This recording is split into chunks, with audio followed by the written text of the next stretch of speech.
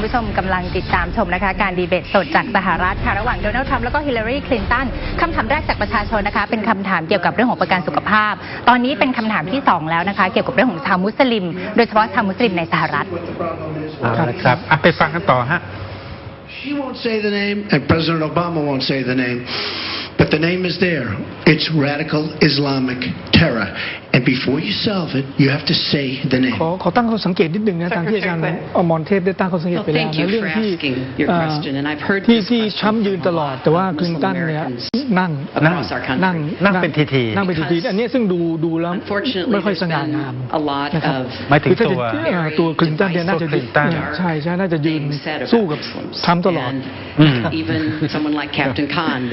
คำถามเนี่ยเขาบอกว่าเขามีคนที่เป็นคนอเมริกันเนี่ยเขาถามคำถามว่าแล้วทรัมป์เนี่ยชอบพูดอะไรเกี่ยวกับเขาใช้คำว่าอิสลามโฟเบียใช่ไหมก็คือว่าเหมือนกับกลัวชาวอิสลามมากชาวมุสลิมมากแล้วคนอเมริกันมุสลิมที่อยู่ในอเมริกาเนี่ยเขาจะทำอย่างไรนะครับทรัมป์ก็บอกว่าเขามองสำหรับอิมิเกรนต์ก็คือว่าคนมุสลิมที่เข้ามาในประเทศจะต้องมีการรีพอร์ตนะครับว่าถ้าเห็นอะไรเนี่ยว่าชอบมาพากลไม่ชอบมาพากลเนี่ยจะต้องรีพอร์ตต้องรายงานนะครับทางรัฐบาลนะครับทีนี้เองทรัมป์เองก็บอกว่ามันมีเหตุการณ์นะหลายๆประเทศเองก็โดนผลกระทบในส่วนนี้คือต้องการจะเรื่องของความมั่นคงส่วนฮิลลารีคลินตันกำลังจะตอบโต้ว่ามันไม่ขนาดนั้นนะครับ That's what America is. That's what we want America to be for our children and our grandchildren.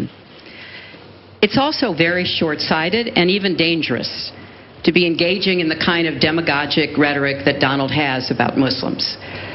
We need American Muslims to be part of our eyes and ears on our front lines.I've worked with a lot of different Muslim groups around America. I've met with a lot of them, and I've heard how important it is for them to feel that they are wanted and included and part of our country, part of our homeland security. And that's what I want to see. It's also important. I intend to defeat ISIS. To do so in a coalition with majority Muslim nations. Right now, a lot of those nations are hearing what Donald says and wondering.นะครับก็คือต่อต้านอิสลามฝรั่งกำลังกลัวนะฝรั่งกำลังกลัวเพราะว่าเห็นภาพในยุโรปกลัวนะกลัวไม่ว่ายังไงก็ตามเราอาจจะบอกว่าในเรื่องหลักการเราไม่ควรเหยียดศาสนาอะไรก็แล้วแต่ว่าในความเป็นจริงแล้วเนี่ยคนอเมริกันเนี่ยเขาก็กลัวมุสลิมอยู่ตอนนี้นะครับซึ่งฮิลลารีคลินตันเนี่ยใช้ประเด็นก็คือว่ามีนายทหารชาวมุสลิมนายคานนะครับไปเสียชีวิตตอนไปรบแล้วพ่อแม่ของเขาก็มาพูดในงานตอนที่ฮิลลารีคลินตันเป็นตัวแทนพรรคใช่ไหมครับแล้วโดนัลด์ทรัมป์เองก็ไปโจมตีบอกเนี่ยเป็นผู้หญิงเป็นมุสลิมอะไรอย่างเงี้ยนะครับก็เลยทำให้คะแนนในเรื่องของความเป็นผู้นำเนี่ยดูเหมือนไม่ค่อยดีนะฮิลลารีคลินตันก็หยิบประเด็นนี้ขึ้นมาวิจารณ์อาจารย์มองว่าอย่างตอนนี้เนี่ยคลินตันพยายามเรียกเสียงโหวตจากประชาชนที่เป็นเยาวชนอายุไม่เกิน35แล้วเป็นชนกลุ่มต่างๆที่ไม่ใช่ผิวขาวหรือเปล่าคะคือถ้าคนพวกนี้เขาออกมาโหวตเนี่ยอาจจะช่วยคะแนนได้มากขึ้นไหมคะก็น่าจะพอจะได้แต่น่าจะเป็นคนกลุ่มน้อยไงฮะกลุ่มใหญ่เนี่ยน่าจะเอียงไปทางทรัมป์เชื่อในแบบที่ทรัมป์เชื่อมากกว่าแต่คะแนนของริพับลิกันที่ผ่านมาก็จะเป็นคนที่มีอายุสูงขึ้นส่วนผิวขาวมากขึ้นนะครับตรงนี้ก็จะเป็นประเด็นหนึ่งเรื่องของประชากรของสหรัฐอาจารย์คะแต่ก็น่าสนใจเพราะว่าอย่างผู้สมัครของหรือว่าคนในพรรคริพับลิกันเองหลังจากที่คลิปของโดนัลด์ทรัมป์ออกมาเนี่ยหลายคนมาประกาศบอกว่าไม่สนับสนุนทรัมป์ครับนั้นก็น่าสนใจนะครับก็แปลว่าก็เป็นเพราะว่านโยบายของทรัมป์เนี่ยแล้วก็บุคลิกของเขาเรื่องส่วนตัวของเขาเนี่ยมันค่อนข้างจะสุดโต่งทำให้พรรคเนี่ยเสียชื่ออะไรบางคนที่เขายังมีแนวคิดแบบดั้งเดิมของพรรคเนี่ยเขาก็รับไม่ได้นะครับแต่เท่าที่ผมดูรายชื่อผู้หลักผู้ใหญ่ในริพับลิกันที่บอกว่าไม่เอาทรัมป์นะเขาก็ประกาศมาตั้งแต่แรกเลยนะว่าไม่เอาก็คนกลุ่มเดิมที่ไม่เอานะเพียงแค่พอเกิดเรื่องคลิปลามกขึ้นมาก็ตอกย้ำอีกทีว่าผมไม่เอาคุณนะถูกไหมรู้สึกจะเหลือคนเดียวคนที่พรรครีพับลิกันที่ยังสนับสนุนอยู่มีคนเดียวนะฮะคนที่ชิงประธานาธิบดีปี1996ชื่ออะไรนะฮะโบเดนอะไรเนี่ยครับก็ไม่แน่ใจแต่ว่าหรืออยู่ท่านเดียวแมคเคนเพิ่งถอยตัวออกมาแต่ว่าขณะเดียวกันทางฮิลลารีก็มีปัญหาภายในพรรคเหมือนกันนะก็มีคนประกาศจะไม่เอาเหมือนกันจอห์นแคลรี่โจไบเดนดังนี้เป็นต้นถูกไหมมันก็แปลกคือครั้งนี้เนี่ยถ้าดูโพลเนี่ยคนที่จะเลือกทรัมป์สา าเหตุเพราะอะไรเพราะว่าเขาไม่ชอบคลินตันคนที่จะเลือกคลินตันเพราะอะไรเพราะเขาไม่ชอบทรัมป์แปลกไหมฮะคือไขว้กันไม่ใช่คนเลือกทรัมป์เพราะเขาชอบทรัมป์เนี่ยคนที่เลือกทรัมป์เพราะว่าเขาไม่ชอบคลินตันเป็นจุดเปลี่ยนการเมืองเป็นจุดเปลี่ยนวัฒนธรรมการเมืองของสหรัฐหรือไม่เพราะสมัยก่อนเขายึดพรรคแต่ตอนนี้กลายเป็นว่า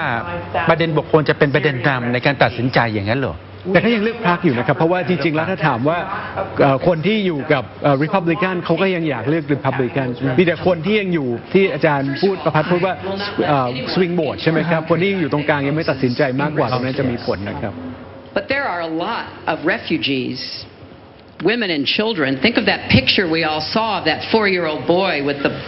blood on his forehead because he'd been bombed by the Russian and Syrian air forces.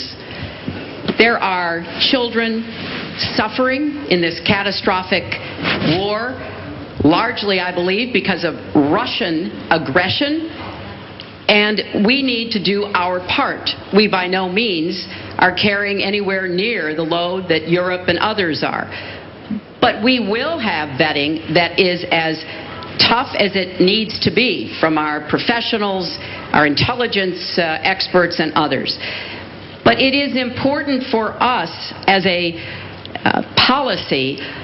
not to say, as Donald has said, we're going to ban people based on ประเด็นนี้ก็เหมือนกันนะครับประเด็นนี้ก็จะเป็นประเด็นที่ผมอยากจะพูดในแง่ภาพรวมด้วยว่านโยบายของคลินตันเนี่ยขายยากนะครับสำหรับคนอเมริกันขายยากเพราะว่ามันเป็นนโยบายที่คนที่คนอเมริกันไม่เห็นด้วยนโยบายโลกสวยนโยบายโลกสวยอย่างเช่นเรื่องผู้ลี้ภัยก็เหมือนกันนะฮะคุณก็บอกว่าต้องเอาผู้ลี้ภัยเข้ามาเยอะเราต้องมีมนุษยธรรมเราต้องช่วยโลกช่วยอะไรคนอเมริกันตอนนี้เขาแบบเขาคิดว่าเราทำมากไปแล้วนะครับ and even dangerousอาจารย์คะนี่จะมองว่าเป็นเหมือนธรรมชาติมนุษย์อย่างหนึ่งได้ไหมคะพอถึงอะไรที่เป็นจุดอิ่มตัวมากๆเนี่ยอยากจะวนกลับไปที่อีกอย่างใช่ครับแต่ผมบอกว่าไม่ใช่เป็นที่อเมริกันตอนดูยุโรปตอนนี้สิครับว่าเกิดอะไรขึ้นยุโรปตอนนี้มีปัญหามากนะครับพรรคหลายๆพรรคเองที่เคยคะแนนนำกำลังลดลงแม้แต่เยอรมนีก็ตามเพราะฉะนั้นตรงนั้นก็เป็นประเด็นหนึ่งที่ว่าคนทั่วโลกครับทั้งยุโรปเริ่มเกิดแล้วอันนี้ก็เป็นกระแส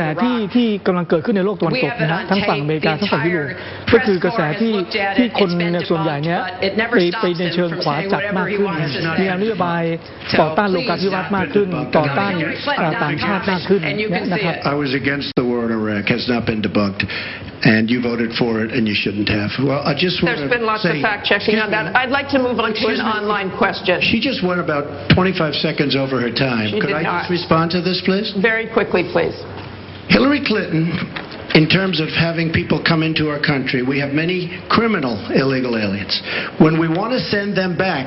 to their country says we don't want them. In some cases, they're murderers, drug lords, drug problems, and they don't want them. And Hillary Clinton, when she was Secretary of State, said, that's okay, we can't force it into their country. Let me tell you, I'm going to force them right back into their country. ประเด็นตรงนี้ของทรัมป์กำลังพูดถึงเรื่องของ law enforcement law enforcement ก็คือการบังคับใช้กฎหมายอย่าลืมนะครับว่าช่วงที่ผ่านมาฮิลลารีคลินตันเองก็เป็นรัฐมนตรีต่างประเทศเขากำลังจะบอกว่าสมัยโอบามาสมัยคลินตันไม่ได้ทำอะไรมีคนต่างชาติที่เข้ามาในประเทศมากมีกฎหมายอยู่แต่ไม่ได้มีการบังคับใช้ทรัมป์กำลังจะพูดถึงประเด็นนี้ว่า law enforcement ต้องมีการบังคับใช้กฎหมายซึ่งเวลาเขาพูดประเด็นนี้ได้คะแนนนำค่อนข้างมากกฎหมายคนเข้าเมืองครับประเด็นนี้ก็เป็นประเด็นที่เมื่อกี้ผมพูดย้ำไปแล้วนะว่าคนอเมริกันขนาดนี้ก็มีกระแสของการต่อต้านอะไรก็ตามที่มาจากข้างนอกเนี่ยนะครับเป็นเรื่องของแรงงานต่างชาตินี่เป็นเรื่องใหญ่เรื่องหนึ่งนะครับที่ทุกคนอเมริกันมองว่าแรงงานต่างด้าวแรงงานเถื่อนเหล่านี้เนี่ยเข้ามาแย่งงานคนอเมริกันนะครับทำให้คนอเมริกันตกงาน10 ล้านคนทำที่นโยบายที่เขาเสนอเนี่ยเขาก็คือเสนอว่าเขาจะผลักดันเอาพวกแรงงานเถื่อนออกไปให้หมดนะครับcomes from the public through the bipartisan Open Debate Coalition's online forum where Americans submitted questions that generated millions of votes. This question involves WikiLeaks release of purported excerpts of Secretary Clinton's paid speeches, which she has refused to release, and one line in particular in which you, Secretary Clinton, purportedly say you need both a public and private position on certain issues. So, two, from Virginia asks, is it okay for politicians to be two-faced? Is it acceptable for a politician to have a private stance on issues? Secretary Clinton, well, your 2 minutes. Right. เดี๋ยวเรากลับมาฟังคำตอบแล้วกันนะฮะต้องเบรกกันอีกครั้งหนึ่งครับครับเบรกเลยฮะ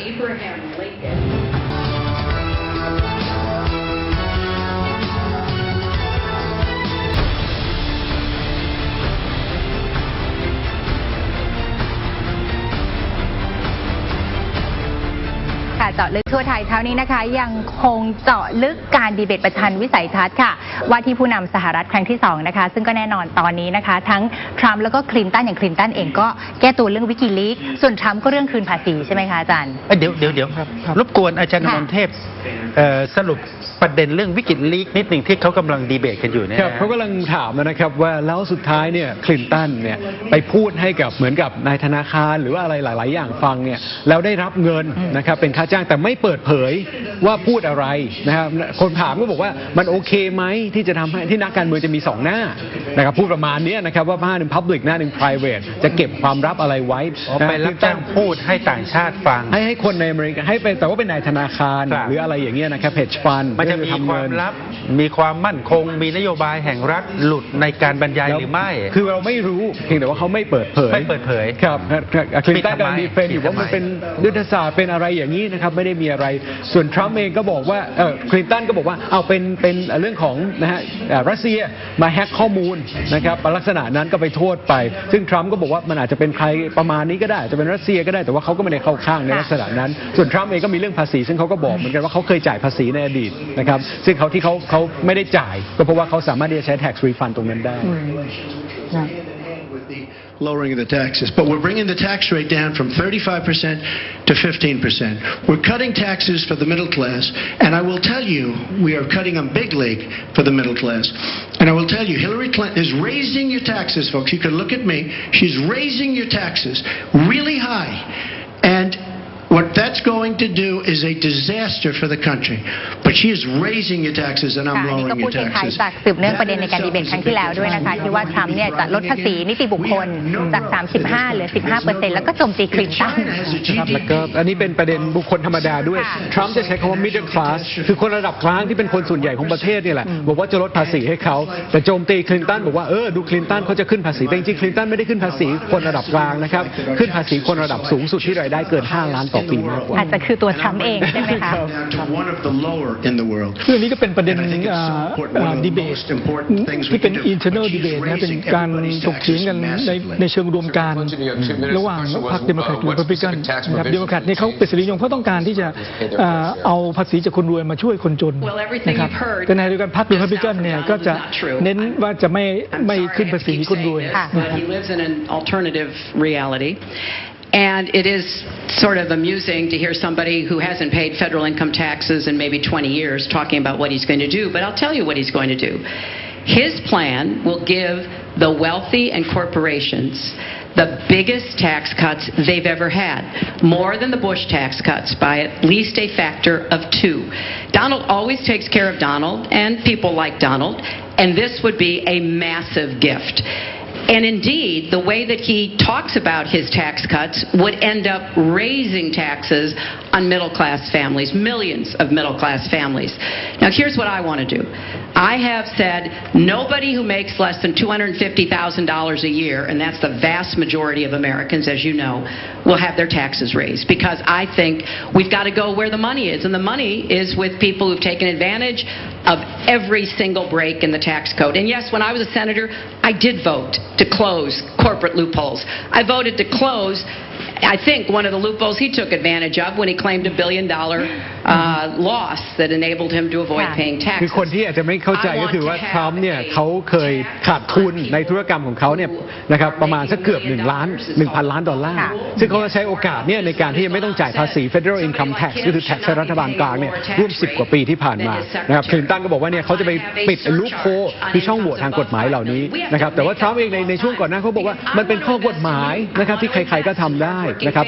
ซึ่งเขาเองก็ดีเฟนว่าในอนาคตก็อาจจะมาปิดตรงนี้ก็ได้ครับ But it's happened that since the Great Recession, the gains have all gone to the top, and we need to reverse that. People like Donald who paid zero in taxes, zero for our vets, zero for our military, zero for health and education. That is wrong. And we're going to make sure that nobody, no corporation and no individual can get away without paying his fair ถ้าเกิด share. จะสังเกตนะคะก็คลินตันพูดโดนัลตลอดเลยนะคะไม่เรียกมิสเตอร์ทรัมป์ด้วยอาจารย์ว่าอันนี้มีนัยยะแอบแฝงอะไรไหมคะก็ไม่น่าจะมีอะไรนะครับก็เป็นสไตล์อเมริกันบางทีก็เรียกชื่อต้นนะครับแต่ว่ามันเหยียดหน่อยไหม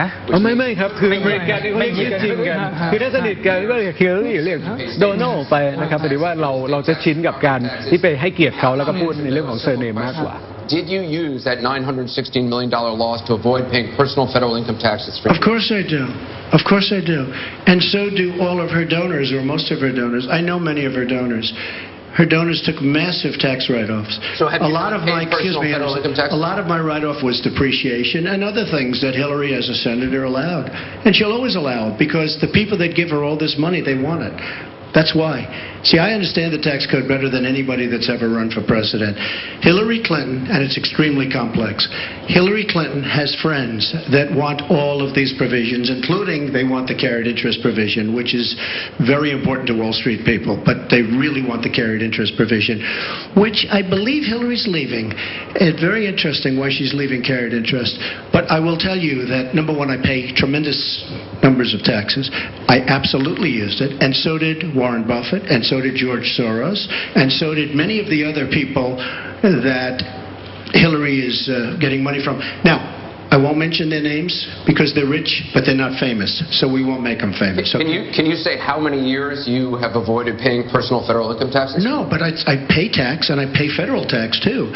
But I have a write-off. A lot of it's depreciation, which is a wonderful charge. I love depreciation. You know, she's given it to us. Hey, if she had a problem, for 30 years she's been doing this, Anderson. I say it all the time. She talks about health care. Why didn't she do something about it? She talks about taxes. Why didn't she do something about it? She doesn't do anything about anything other than talk. With her, it's all talk and no action. In the past, and again, Bernie Sanders, it's really bad judgment. She has made bad judgment not only on taxes, she's made bad judgments on Libya, on Syria, on Iraq. เขากำลังจะเปลี่ยนประเด็นแล้วนะครับเขากำลังจะบอกว่าคำถามอยู่ที่ว่าทำไมทรัมป์ไม่จ่ายภาษี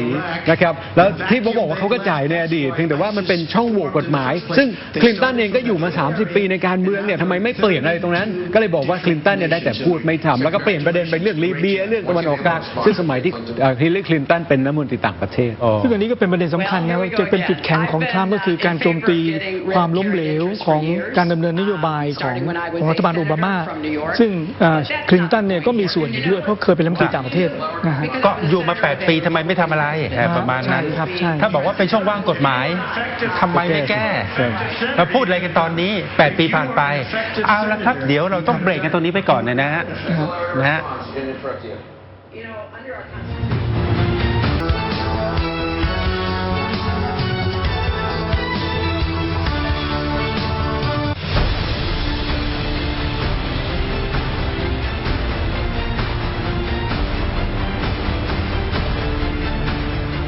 เรายังคงอยู่ในช่วงของการประชันวิสัยทัศน์นะคะของว่าที่ผู้นำสหรัฐครั้งที่2ค่ะช่วงนี้เป็นครึ่งชั่วโมงสุดท้ายของการดีเบตแล้วตอนนี้มาถึงประเด็นอะไรนะฮะนโยบายซีเรียเกี่ยวกับซีเรียนโยบายซีเรียความมั่นคงจะเอาอย่างไรแต่เขาบอกว่าเนี่ยไปเห็นภาพเด็กอายุ5 ขวบนะฮะที่โดนระเบิดแล้วก็ต้องดึงออกจากซากหลักหักพังออกมาเนี่ยจำภาพนั้นได้เลยดังทั่วโลกเลยเป็นคำถามจากประชาชนใช่ไหมใช่แล้วเขาก็ถามว่าแล้วสุดท้ายแล้วเนี่ยสหรัฐเองจะทำอย่างไรเพราะว่ารัสเซียเองก็เข้ามามีบทบาทสำคัญนะครับในซีเรียแล้วตอนนี้คนกำลังมองว่ามันจะเข้าสู่สงครามอะไรมากเลยไปมนุษยภาพประมาณนี้ครับประเด็นนี้นะฮะตอนนี้ถ้าเรากำลังจะเข้าสู่เรื่องของนโยบายดีเบตกันในเรื่องนโยบายเนี่ยโดยเฉพาะนโยบายต่างประเทศเนี่ยมันก็จะมีข้อได้เปรียบเสียเปรียบกันข้อได้เปรียบของคลินตันนี่ก็คือว่าเขาคลินตันเคยเป็นรัฐมนตรีต่างประเทศมาก่อนนะฮะเพราะฉะนั้นก็จะรู้รายละเอียดรู้ทุกอย่างดีรายละเอียดต่างๆนะครับแต่ว่าข้อได้เปรียบของทรัมป์ก็คือว่าเขาก็จะโจมตีว่าสิ่งที่คลินตันทำที่โอบามาทำมาในรอบ 7-8 ปีนี่มันล้มเหลวหมดนะครับนโยบายล้มเหลวหมดเนี่ยนะครับโอเคครับฟังกันต่อฮะ I don't like Assad at all, but Assad is killing ISIS. Russia is killing ISIS. And Iran is killing ISIS. And those three have now lined up because of our weak foreign policy. Mr. Trump, let me repeat the question. If you were president, what would you do about Syria and the humanitarian crisis in Aleppo? And I want to remind you what your running mate คำถาม said. นี้นะคะก็บอกว่าทรัมป์ถ้าเกิดเป็นประธานาธิบดีจะจัดการยังไงกับกรณีของซีเรียนะคะแล้วก็อเลปโป หมายถึงคลินตันถามหรือว่าใครถามพิธีกรโดยเฉ States of America should be prepared to use military force to strike the military targets of the Assad regime. Okay. He and I haven't spoken, and I disagree. I disagree. You disagree with your running mate. I think we have to knock out ISIS. Right คือ now, ประเด็นนี้ต้องจัดการนะครับเพราะว่าตอนที่มีการโต้วาทีของรองประธานาธิบดีเนี่ยนะครับไมค์เพนส์ซึ่งเป็นว่าที่ตัวแทนรองประธานาธิบดีเนี่ยบอกว่าถ้าเกิดว่าเกิดสงครามอะไรเนี่ยเขาสหรัฐพร้อมที่จะโต้ตอบด้วยกำลังทหารแล้วทรัมป์บอกว่า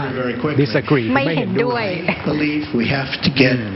ISIS. ทั้งที่อยู่พรรคเดียวกัน We นะคะ have to worry about ISIS before we can get too much more involved. She had a chance to do something with Syria. They had a chance, and that was the line. What do you think will happen if Aleppo falls? I think Aleppo is a ประเด็น disaster ของทรัม humanitarian. ป์ก็คือว่าเขาก็มองว่าต้องจัดการไอซิสก่อนถึงจะไม่ค่อยไปจัดการอาซาด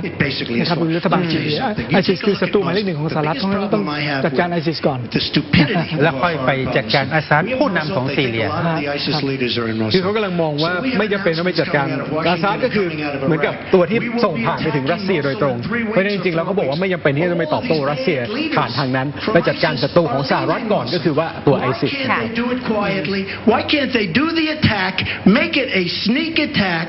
and after อาร the มณ์เริ่ม attack จะเปลี่ยน is ไป made, แล้วไหมคะอาจารย์ inform the อารมณ์ของ American ทรัมป์ public that we've knocked out the leaders, we've had a tremendous success.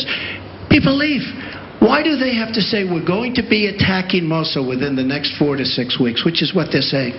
How stupid is our country? There are sometimes reasons the military does that. Psychological I can't warfare. think of any. I can't think of any. It and I'm might good be to at it. help We get have General civilians Flynn, out. and we have, look, I have 200 generals and admirals who endorse me. I have 21 Congressional Medal of Honor recipients who endorse me. We talk about it all the time. They understand. Why can't they do something secretively where they go in and they knock out the leadership?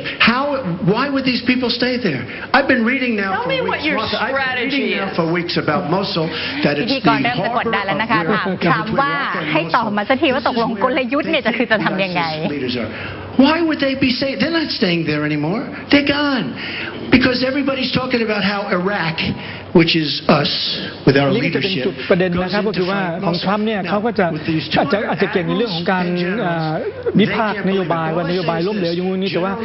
ถามว่าแล้วเขาจะมีนโยบายอะไรยังไงเนี่ยโดยที่เขาก็ไม่ได้มีความเชี่ยวชาญด้านการต่างประเทศเพราะฉะนั้นเขาก็จะพยายามจะพูดกว้างๆยังไม่ลงลึกนะครับพยายามเลี่ยง Secretary Clinton, you want Assad to go. You advocated arming rebels, but it looks like that may be too late for Aleppo. You talk about diplomatic efforts. Those have failed. Ceasefires have failed. Would you introduce the threat of U.S. military force beyond a no-fly zone against the Assad regime to back up diplomacy? I would not use American ground forces in Syria. I think that would be a very serious mistake. I don't think American troops should be holding territory, which is what they would have to do as an occupying force. I don't think that is a smart strategy. I do think the use of special forces, which we're using, the use of enablers and trainers in Iraq, which has had some positive effects, are very much in our interests. And so I do support what is happening. But what would you do differently than President Obama is doing? Martha, I hope that by the time everything. I hope by the time I am president that we will have pushed ISIS out of Iraq. I do think that there is a good chance that we can take Mosul. And, you know, Donald says he knows more about ISIS than the generals. No, he doesn't. There are a lot of very important planning going on, and some of it is to signal to the Sunnis in the area as well as Kurdish Peshmerga fighters that we all need to be in this, and that takes a lot of planning and preparation. I would go after Baghdadi. I would specifically target Baghdadi because I think our targeting of Al-Qaeda leaders, and I was involved in a lot of those operations, highly classified ones, made a difference. So I think that could help. I would also consider arming the Kurds. The Kurds have been our best partners in อันนี้ก็จะเป็นประเด็นนะครับที่จะชี้เห็นว่าคลินตันเนี่ยเป็นรัฐมนตรีต่างประเทศมาก่อนงั้นพอลงลึกเรื่องนโยบายเรื่องรายละเอียดต่างๆเนี่ยคลินตันเนี่ยก็จะพูดได้เป็นฉากๆนะครับถึงมาตรการต่างๆอะไรต่ออะไรนะฮะแต่ความเก๋าตรงนี้นะถ้าทำเขาย้อนน่ะนะ8 ปีของเดโมแครตเนี่ยที่คุณบอกคุณทำเยอะแยะเนี่ยสำเร็จไหมครับอันนี้ก็เป็นประเด็นที่ผมก็จะย้ำไงว่าก็ทำก็ต้องบอกแน่ว่าที่คุณพูดมาเนี่ยอยู่มา8 ปีทำไม่ได้คุณล้มเหลวหมดเขาบอกว่าอิรักก็เป็นความล้มเหลวของอเมริกันแล้วที่เมื่อสักครู่พิธีกรก็ถามว่าจะมีอะไรแตกต่างกับสมัยโอบามาไหมเขาก็เพียงแต่ว่าบอกว่าแล้วเข้าไปจะทำให้สำเร็จมากขึ้นเท่านั้นเองแต่ว่าไม่ได้บอกความล้มเหลวของริพับลิกันเดโมแครตเองไม่สามารถที่จะจัดการเรื่องของตะวันออกกลางได้โอบามาเป็นคนตัดสินใจในเรื่องของการถอนทหารออกจากอิรักนะครับเพราะว่าตอนจำได้ไหมครับตอน 2003 เนี่ยประธานาธิบดีบุชเนี่ยเป็นคนบุกยึดครองอิรักนะฮะแล้วโอบามาเขาก็หาเสียงมาตลอดว่าเขาจะต้องถอนทหารออกจากอิรักแล้วเขาก็ถอนจริงๆแล้วพอถอนออกมาแล้วมันก็เลยยิ่งบุ่นกันใหญ่นะครับ to people and will give economics to people and will bring jobs back because NAFTA signed by her husband is perhaps the greatest disaster trade deal in the history of the world not in this country It stripped us โจมตีนาซาอีกครั้งนะคะว่าบิลคลินตันเป็นคนลงนามแล้วก็เป็นสัญญาการค้าที่แย่มากครับวันนี้ก็อยู่ในนาซาข้อตกลงการค้าเสรีอเมริกันเหนือใช่ไหมฮะกับทางอเมริกากลางอเมริกาใต้ใช่ไหมฮะนี่คือระหว่างสหรัฐกับแคนาดากับเม็กซิโกโดยเฉพาะซึ่งตอนนี้เองเขาก็มองว่าโดยเฉพาะเม็กซิโกเนี่ยเขามองว่าสหรัฐเองเสียงานไปให้กับที่อยู่ที่เม็กซิกันค่อนข้างมากอันนี้เป็นประเด็นหลักเลยนะครับที่ทรัมป์เนี่ยเขาพยายามจะเสนอมาตลอดก็คือเขามองว่าเรื่อง FTA เนี่ยเป็นการทำให้คนอเมริกันเนี่ยตกงานนะครับแล้วก็เป็นความผิดพลาดของรัฐบาลโอบามานะครับที่เป็นสนับสนุนเรื่องการทำ FTA ไม่ว่าจะเป็น NAFTA หรือ TPP ก็ตามซึ่งเขาต่อต้านหมด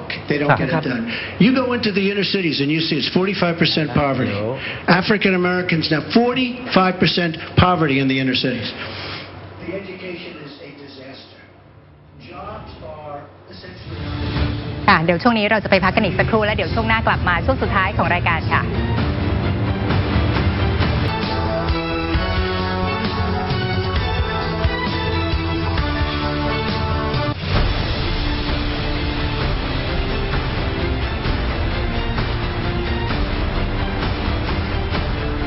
กลับมาสู่ช่วงสุดท้ายแล้วนะคะของการดีเบตว่าที่ผู้นำสหรัฐครั้งที่2ค่ะครับเอาละครับมาถึงช่วงที่จะต้องไฮไลท์เขาดีเบตกันมาจนเกือบจะครบแล้วใช่ไหมฮะเหลืออีกแค่10 นาทีมั้งใช่ไหมฮะพอเห็นภาพแล้วเอาละครับเราเริ่มจากที่ใครก่อนที่อาจารย์ก่อนไหมฮะเท่าที่ผมเรียงดูผมจำประเด็นผิดไหมครับเริ่มจากประเด็นคลิปผู้ชายลามกต่อด้วยอีเมลส่วนตัวไปยุ่งกับความลับทางราชการแล้วก็มาแตะเรื่องประกันสุขภาพของลูกจ้างนโยบายนี้ดีหรือไม่ดีนำไปสู่หายนะทางเศรษฐกิจหรือไม่เรื่องผู้ลี้ภัยชาวมุสลิมเรื่องแรงงานต่างด้าวแล้วก็ไปแตะเรื่องวิกิลีกที่มาแฉบทบาทของคลินตันเล่น2 หน้า 2 บทรับจ้างพูดให้ใครต่อใครฟังมาพูดกันด้วยเรื่องนโยบายภาษีนิดนึงก็เป็นเรื่องเก่าๆมาเรื่องนโยบายต่างประเทศเรื่องซีเรียเรื่องไอซิสจะเอายังไงแล้วมาแตะเรื่องประเด็นทางเศรษฐกิจและที่กำลังพูดอยู่เขาจะว่าเป็นประเด็นทางสังคมใช่ไหมฮะเอาละครับเริ่มจากอาจารย์ก่อนฮะถ้าที่ฟังมาเป็นไงฮะอาจารย์คือผมอยากจะสรุปอย่างนี้ครับว่าเราก็ต้องย้อนกลับไปดูว่าก่อนที่จะดีเบตเนี่ยมันสถานการณ์เป็นยังไงนะครับแล้วก็คือว่าจุดแข็งของทรัมป์เนี่ยก็คือว่าเขาคงจะชูในเรื่องนโยบายเขาว่าดีกว่าของคลินตันนะฮะแล้วก็จุดเด่นของเขาคือเขาจะโจมตีว่าสิ่งที่คลินตันจะทำหรือว่าได้ทำมาแล้วภายใต้รัฐบาลโอบามาเนี่ยมันล้มเหลวหมดนะครับซึ่งผมก็คิดว่าเขาก็ทำได้ไม่เลวนะครับในเรื่องของการชูตรงนี้จุดแข็งเขานะครับแต่ตอนนี้มาถึงเรื่องของเรื่องของจุดอ่อนเขาเนี่ยก็คือเรื่องส่วนตัวนะครับที่เราคิดว่าน่าจะเป็นจุดอ่อนเขาจะต้องถูกโจมตีแล้วก็อาจจะเสียคะแนนอย่างมากได้จากจุดอ่อนต่างๆเหล่านี้เนี่ยนะครับแต่ว่าเท่าที่ผมดูเนี่ยวันนี้เนี่ยเขาก็เหมือนกับสามารถที่จะเอาตัวรอดได้ นะครับไม่ได้ถูกน็อกนะฮะไม่ถูกน็อกนะครับก็อาจจะมีโดนบ้างนะฮะโดนหมัดยัดโดนอะไรบ้างแต่ว่าเขาก็เอาตัวรอดไปได้นะครับเพราะฉะนั้นผมก็มองในตรงนี้ว่าเนี่ยในวันนี้เนี่ยทรัมป์ก็ทำได้ในระดับดีทีเดียวแล้วครับอีกเรื่องหนึ่งที่เขาพลาดคราวที่แล้วก็คือว่าเขาไม่นิ่งนะครับเขาดู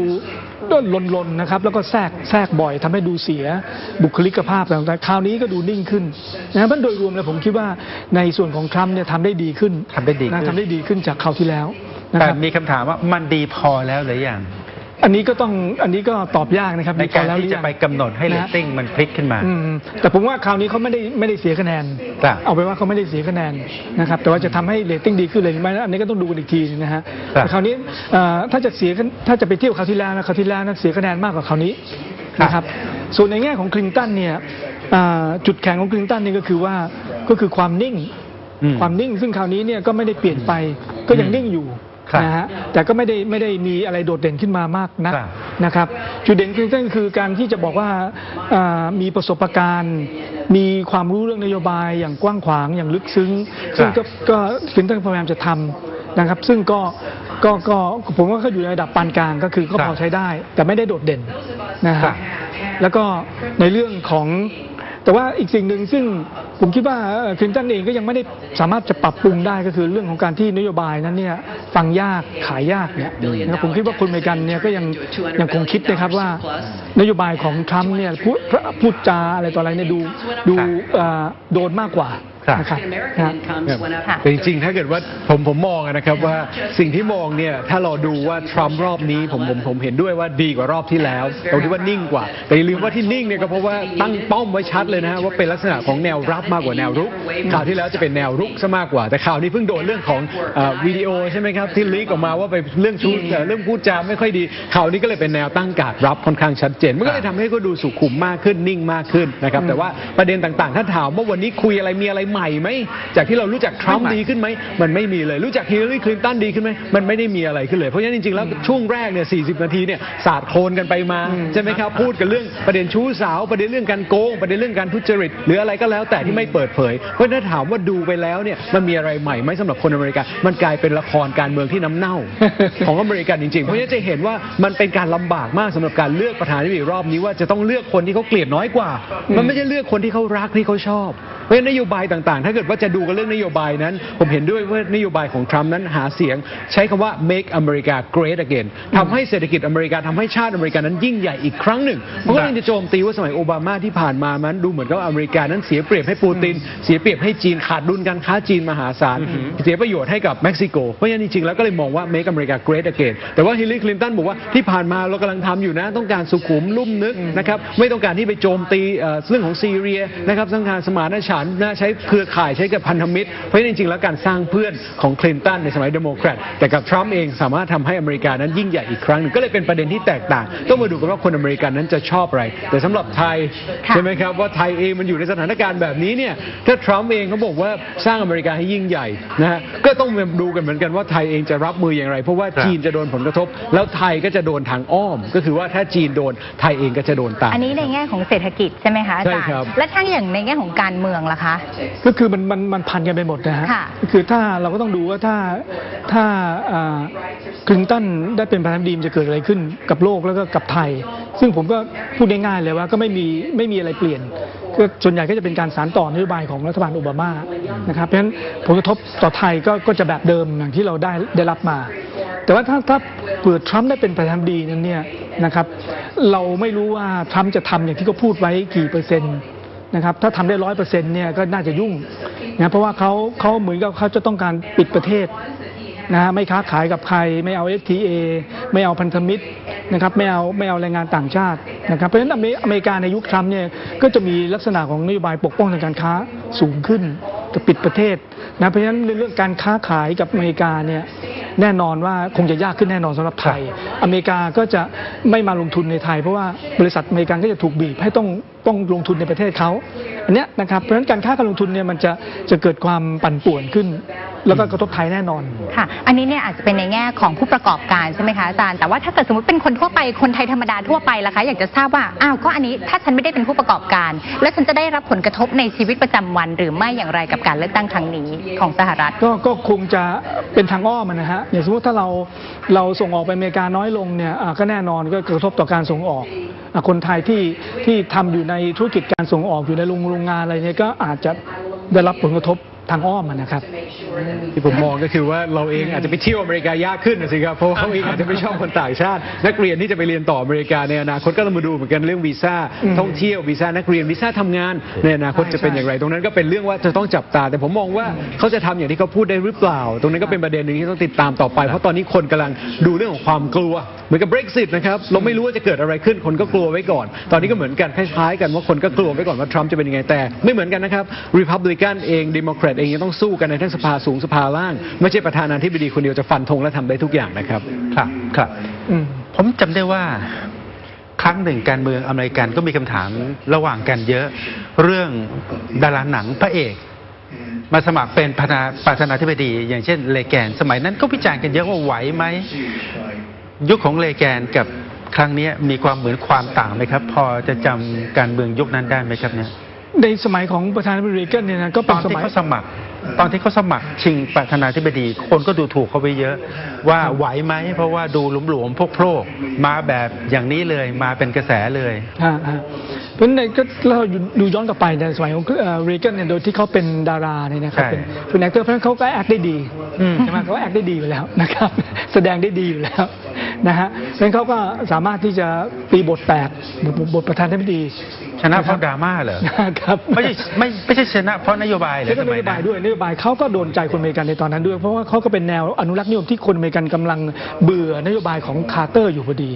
นะฮะก็เป็นประเด็นเลแกนโนมิกส์เราได้ยินใช่ไหมครับนโยบายเศรษฐกิจของเลแกนในการลดภาษีกระตุ้นเศรษฐกิจนะครับช่วงนั้นเองเศรษฐกิจสหรัฐก็ไม่ค่อยดีนักนะครับผ่านสมัยคาร์เตอร์ขึ้นมาเพราะฉะนั้นเลแกนเองก็เลยได้คะแนนนิยมในส่วนนี้ซึ่งมันก็พร้อมกันนะครับด้วยคาริสมาก็คือว่าตัวของเขาบุคลิกของเขาที่ดึงดูดคนและก็นโยบายผมว่ามันต้องไปด้วยกันนะครับ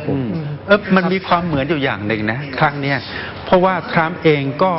มาจากวงการบันเทิงถูกไหมฮะมาจากวงการบันเทิงมีความเป็นนักแสดงด้วยและเคยแสดงจริงๆด้วยอยู่หน้าจอจริงๆด้วยขณะเดียวกัน8 ปีของโอบามาเนี่ยมันก็ไม่เช้นอะไรกันสักเท่าไหร่คนอเมริกันก็มีคำถามเยอะก็เริ่มหิวเริ่มมีคำถามเรื่องนโยบายต่างประเทศอะไรต่างๆถูกไหมฮะมันจะเหมือนกันไหมและในที่สุดก็มีความเป็นไปได้นะครับว่าคือการเมืองอเมริกันเนี่ยมันจะมีลักษณะของการเปลี่ยนไปเปลี่ยนมานะครับคือ8 ปีของเดโมแครตนั้นเนี่ยคนอเมริกันก็เริ่มเบื่อนะครับแล้วก็อันเนี้ยมันจะเป็นจังหวะของการที่คนอเมริกันจะกลับไปหารีพับลิกันเพราะเบื่อแนวนโยบายแบบเสรีนิยมก็จะกลับไปแบบอนุรักษ์นิยมอีกนะครับเรื่องที่ผมได้เรียนไปแล้วว่าคนอเมริกันตอนนี้เนี่ยมีความคิดมองโลกในแง่ลบมากๆนะครับมองว่าเศรษฐกิจเขาไม่ดีเขาเศรษฐกิจตกต่ำอเมริกาตกต่ำนั้นก็เป็นเพราะจีนทำให้ตกต่ำเป็นเพราะเม็กซิโกทำให้ตกต่ำเป็นเพราะแรงงานต่างชาติทำให้ตกต่ำเป็นเพราะพันธมิตรทำให้ตกต่ำแต่ทรัมป์ไม่เหมือนเรแกนอย่างหนึ่งนะครับทรัมป์เป็นอะไรที่นักการเมืองเคยทำทรัมป์จะทำตรงกันข้ามนักการเมืองจะพูดจาดีๆนะครับกลางๆทรัมป์นี่สุดโต่งไปทุกอย่างเพราะฉะนั้นจริงๆแล้วถ้าถามว่าทรัมป์เองก็มีลักษณะบางอย่างที่ไม่เหมือนสมัยเรแกนในสมัยนั้นซึ่งก็พอดีโดนใจคนอเมริกันพอดีนะฮะในยุคนี้ก็คือเป็นยุคที่คนอเมริกันเนี่ยเขาเรียกว่า anti establishmentก็คือต่อต้านระบบคนอเมริกันตอนนี้เนี่ยอยู่ในยุคของการต่อต้านระบบไม่ต้องการนักการเมืองน้ำเน่าแบบเดิมๆต้องการแบบเนี้ยคนใหม่ๆที่เข้ามาเนี่ยพอดีนะครับก็น่าจะประมาณนี้นะฮะเดี๋ยวกลับเรียนคุณผู้ชมนิดหนึ่งดีเบตครั้งที่2เนี่ยจะมีผลกระทบต่อตลาดหุ้นโลกอย่างไรติดตามรายการถัดไปของ Spring News ใช่ค่ะข่าวหุ้นเจาะตลาดสำหรับช่วงนี้หมดเวลาแล้วนะคะเราทั้ง4คนนะคะดิฉันนิพากรสุภลักษณ์คุณนันไดเอกมหาสวัสดิ์นะคะแล้วก็ดร.มรเทพ จาวลารองศาสตราจารย์ดร.ประภเทพชาตรีเรา4คนและทีมงานต้องลาไปก่อนค่ะสวัสดีค่ะสวัสดีครับ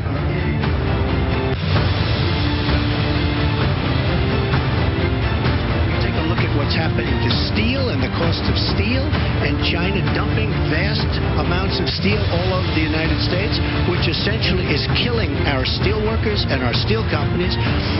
We have to guard our energy companies. We have to make it possible. The EPA is so restrictive that they are putting our energy companies out of business. And all you have to do is go to a great place like West Virginia or places like